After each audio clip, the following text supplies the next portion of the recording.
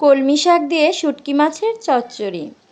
এই চচ্চড়ি খেতে এত মজা যে 1 চামচ তরকারি দিয়ে অনায়াসে 1 প্লেট ভাত খাওয়া হয়ে যায়, সেই স্বাদ। চলুন রেসিপিটি দেখাই। প্রথমে প্যানে তেল দিয়ে দিলাম, দিয়ে দিব পেঁয়াজ কুচি, রসুন কুচি, কাঁচামরিচ কুচি। এখন এগুলো ভেজে নেব। পেঁয়াজ, কাঁচামরিচ, রসুনগুলো ভালো করে লাল করে ভেজে নেব।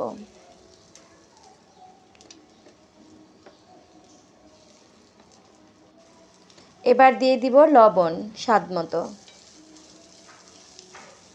লবণ দেওয়ার সাথে সাথেই দেখবেন পেঁয়াজে কি সুন্দর পানি ছেড়ে দিয়েছে, পেঁয়াজটাও সুন্দর ভাজা হবে।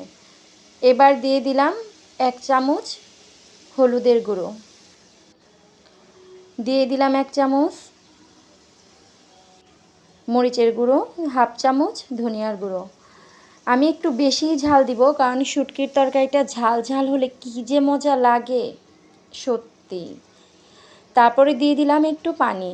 পানি দিয়ে এবার মশলাটাকে ভালো করে কষিয়ে নিব। এই তো মশলাতে তেল উঠে গিয়েছে, তার মানে মশলাটা হয়ে গিয়েছে। এখন দিয়ে দিব শুটকি। এগুলো চেলা মাছের শুটকি। এই শুটকি দিয়ে শাক রান্না করলে সত্যিই মজা হয়।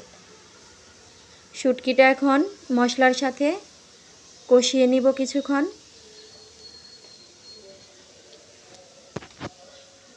শুটকিটা যত কষাবেন তরকারিটা তত মজা হবে, শুটকির কোনো দুর্গন্ধ থাকবে না। দিয়ে দিলাম কেটে রাখা কলমি শাক।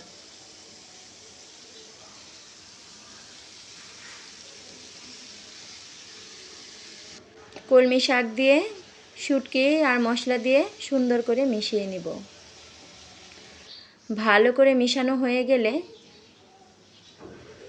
দিয়ে দিব পরিমাণ মতো ঝোল।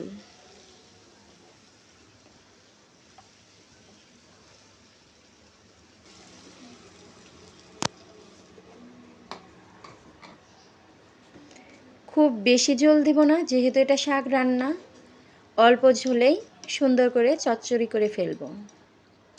এবার একটা ঢাকনা দিয়ে কিছুক্ষণ রান্না করব। দেখুন শুটকিটা কত সুন্দর বলক এসে পড়েছে খুব তাড়াতাড়ি।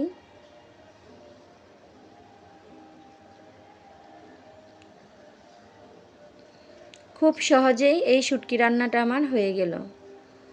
এই মজাদার শুটকি রেসিপি বাসায় যদি একবার ট্রাই করে খান, সত্যি আপনি বারবার খাবেন, কারণ এটা এতটাই মজা। মাছ মাংস সব সময় খেতে ভালো লাগে না, মাঝে মাঝে এমন শুটকি চচ্চড়ি শাক টাক হলে সেই স্বাদ লাগে, খাওয়াটা জমে যায়।